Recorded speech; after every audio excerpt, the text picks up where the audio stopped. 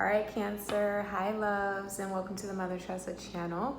If you're already familiar with this space, then you already know what to expect, so welcome back. But if you are new to this channel, then welcome in and definitely feel safe enough to be yourself wherever you are energetically, be it positive, negative, or neutral. It really doesn't matter so long as you leave better than you came, okay? Like this video, share it with other Cancerians that you know, and subscribe if you like the vibe and you want more of these videos. I heard the word sneak peek as I finished shuffling the deck for you guys, but I also saw the Hierophant. And so there may be a sneak peek of a certain relationship or a certain cataclysmic moment that is going to happen for you guys, like you're on the brink of something extraordinary, if you will. But let's see what's going on in matters of love for you Cancers. I see the Hangman, the Sun, and the Ten of Wands. I'm hearing get off your lazy ass for some of you guys. You know, when you think about the zodiac sign of Leos with this Sun energy that's here, and you look at the behavior of animals in nature, right? And you know, the animal associated with them is the lion, which interestingly enough is also here because you have the Strength and the Justice card that's at the bottom of the deck. Then you know that as far as how the tribe works, it's the women that go out and do all of the hunting, and they bring it back for the, what do they call them? The kings of the jungle, but the lions.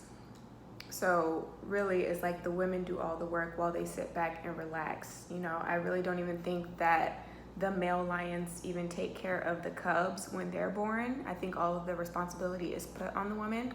So for some of you guys that are still existing in that type of dynamic, it's just a lot of weight that is on your shoulders that you don't really care to carry anymore. And so for a lot of you guys, there will be a conversation that will be had in the near future with you being able to say like, hey, look, like, I know we may have made this agreement for me to be like head of household, but at this time I really need you, you know, and using those types of suggestive words too without manipulating your partner. But at the end of the day, men do have to feel like they are providers, and they need to feel like they are needed in the relationship. And so using that word like, hey, I really need your help, or I really need your support, if you feel like they're nowhere to be found whenever you need them the most, just depending on whatever else you could be doing or however else this relationship could be playing out, you know. If this is about like them potentially not working or being out of work, being down and out as far as career is concerned, then this is like, hey, like, I know that it's an adjustment with you not being in a position where you are the breadwinner of the family, and losing your job. I know how that can take a hit to your self-esteem and or your ego, right? It can bruise your ego, and you may feel like you're unworthy, or it may have caused you to feel like you have lost what your purpose is in life. But at the end of the day, like, that rejection was redirection for you to be able to sit back and really be able to assess what it is that you actually want to do, what would actually bring you joy in this life. And so if they have been sitting on their lazy ass and not doing anything, then it's like, if you're not going to be applying for a job right now, at least start tinkering with things. At least start brainstorming with this energy here about the different trades that you might have interest in. But I feel like you need to see that they are trying in this dynamic, because I don't feel like it's been the case.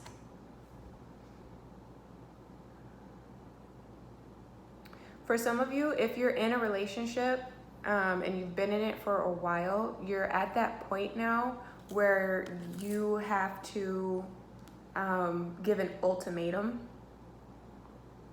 especially if you've been cohabitating, right, with this person and you guys are not married.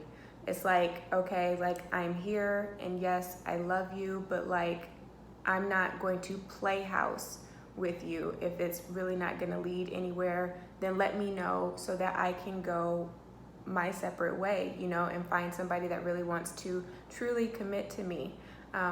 Because there are some people that have the mentality of, why buy the cow if you're getting the milk for free? And so I feel like at this time, you're going to have to reestablish some boundaries and be firm in what it is that you're looking for. But, you know, if a proposal is not on the table and they just keep giving you like a, don't worry, when we're ready, it's going to happen, but they aren't setting any deadlines or giving you any timelines of when they see that happening. And you don't have to be in the best financial situation either to propose and or make that commitment, you know?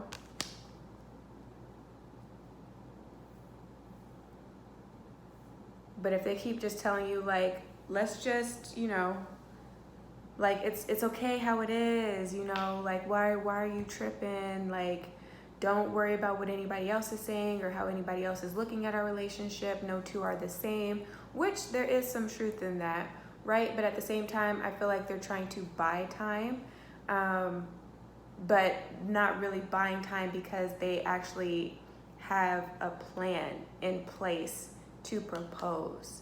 It's just them maybe trying to say something just to keep you quiet and or just to keep you happy. But then you go another 3 to 6 months with nothing really changing as far as that relationship is concerned.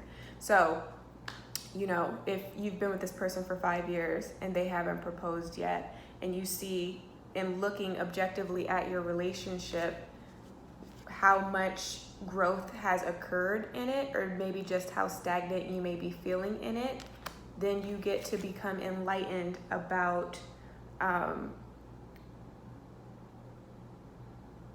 the true possibility of it getting better, you know? Like, are you just gonna settle? Are you just gonna sit and are you gonna wait? Or do you wanna be with the person that is absolutely sure they know the minute that they see you and they have intentions for the relationship and set different milestones that they want to achieve with you, right? So it's looking at that in terms of partnerships and partnership dynamics. Can I talk? As far as the people that you can be dealing with, heavy Leo energy here. Heavy Leo energy. 10 of Wands, the number 10 speaks to Capricorn. Then you have the Justice and the Knight of Swords. So you could be dealing with an air sign as well, Libra, more specifically. If nothing else, you guys might be looking at renewing vows if you're already married. That could be something that you've always wanted to do. Given the state of the country, though, it may not be something that you can do right now, but it's something that you can still plan for in the future. For those that aren't really into astrology, just know that the date that you choose is extremely important, because the day that you get married, there's a certain synastry chart for just how successful that relationship can be. And that also gives you insight into the different challenges that you may experience while being married under that date. And then also with your own personal placements and how they affect each other in the dynamic, right? So if you're trying to renew your vows, make sure that you get a reading and or that you look into numerology and figure out for yourself the best day for you to get married. I would highly suggest that you wait until after June 25th, 2020 to start really planning for that. Or if your spouse is watching or a cross watcher is watching that wants to present this idea, that you wait until after June 25th. So more so end of July, August is when, at least in matters of love, things would be straightened out. Because Venus is about to station retrograde on the 14th of May. And so whenever a planet is retrograde, that means that its normal function is inhibited, or not inhibited, because inhibited means that the guard is down, but it stops being able to function properly.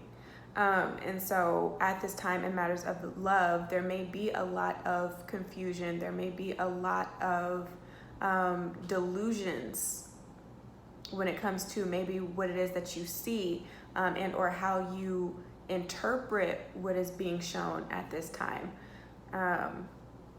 If you're just meeting somebody and you're single, I wouldn't put too much hope or get too excited, because it can be something that is a little bit short-lived. Like, it's really fun and exciting in the beginning. You know, you go through that honeymoon phase where everything is great and everything is fine and dandy. But then as the weeks progress, you really get to see this person's character come through, you know, because you can't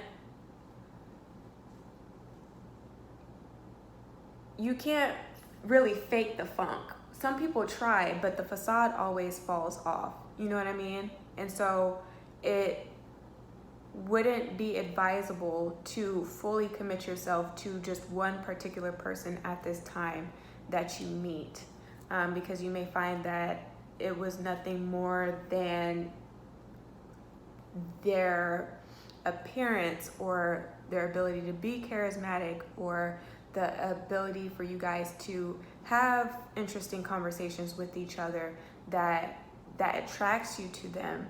But at the end of the day, it's not enough for you to feel like the partnership will enhance the both of you. You know what I mean? If you're not speaking with somebody that you have feelings for, or that at one point you had a relationship with, or that at one point you were talking to kind of see where it could go, with that Virgo influence that's there, I'm telling you, Virgos are very, very picky, very calculated individuals. Like, as situations and experiences are happening, they're trying to gauge just how well you fit into their future plans. So that's also a placement that can come through. But if you're not speaking with this person, I feel like they're just extremely afraid and or terrified to reach out to you and have the conversation, because it's going to force them to be accountable. And or this person is just not the confrontational type at all, and or can become very easily offended and or defensive whenever they are being approached with something that exposes a character flaw that they have. So this can be somebody that is really self-conscious, and it can stem from their upbringing too, like not being able to ever really fully express themselves and feeling like they are being heard in their partnership. It can come from how they grew up and everything like that. So they're apprehensive about having that conversation here, because they don't want to be confrontational, but there is a lot that can be brought to one's awareness, and there's a way for you to be able to articulate how you're feeling or what it is that you're thinking about the relationship in a way that is easily digestible at this time. So as far as energy and being able to have those hard, tough conversations, the energy is supportive of that happening. And you guys just taking a softer approach and you being able to express, you know, how they make you feel, or vice versa. Hopefully all that made sense. But that person's just really scared, so they're just kind of like sitting it out, just thinking things over in their mind, coming up with different scenarios or different,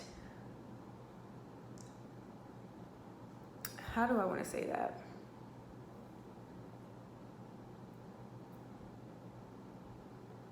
Like, this type of person has to think about what it is that they're going to say before they say it. So they may be better at communicating through text versus communicating face to face.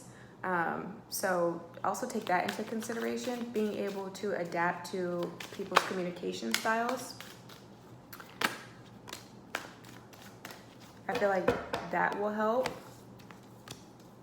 In matters of career and finances, you have the Two of Cups, King of Cups, and the Page of Cups with the Seven of Swords at the bottom of the deck. Why does this still feel like it's about love? The Seven of Swords and the Two of Wands.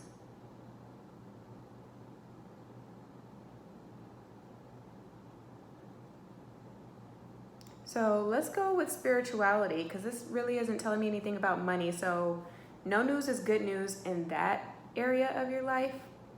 As far as spirituality, I just feel like right now, you guys are doing a lot of healing of the inner child, developing a routine. The number 2 speaks to Taurus's house, right? And those are all about the day-to-day tasks that we have to tackle. So it's developing more of a consistent routine with being able to tap in or get back in touch with your instincts and your intuition, and or again your spiritual practice. And so if you are into things like tarot or astrology, because you see like there's like space, copious amounts of space there, astronomy is also coming through, then this is just really honing in on that craft. So doing daily personal reads for yourself or just pulling cards on a day-to-day basis will help you become more familiar with the energy and being able to more precisely predict what is about to happen or what can happen for certain people. Again, because energy is fluid. Some of you guys, you might be expressing at this time that you are more fluid as far as your sexuality is concerned, though that doesn't really have anything to do with spirituality, but just the soul in itself and how it's genderless here. And so that may be something that you are coming to recognize at this time.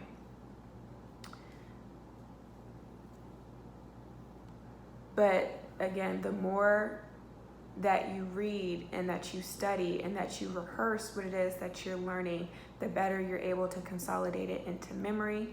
And also just the more heightened the gifts will be as you train it, right? It becomes more strengthened.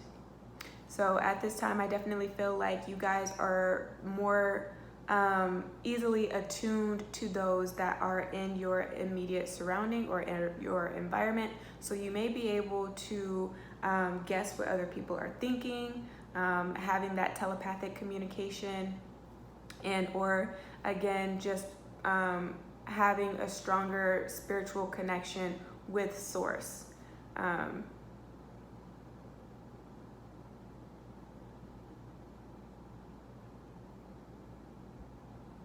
And in that, you become an evolved person. Because you understand yourself, then you understand everything else that exists outside of you. And so as far as your career is concerned, that gets better. As far as your relationships are concerned, that gets better because you understand you. You understand also how your moods can fluctuate. And so you extend more grace to those that may be in a funk whenever you come across their path, and you don't take it personal. You can observe energy without absorbing the energy and making it seem like it's something that has to do with you. You know what I mean? Whenever you come across situations here. So that's what's coming through, Cancer. If this reading resonated, give me a thumbs up, share this with your friends and family, subscribe if you haven't, and book with me should you need to. But if I don't hear from you, then please just take care of yourself and soul until you see me again. Ciao.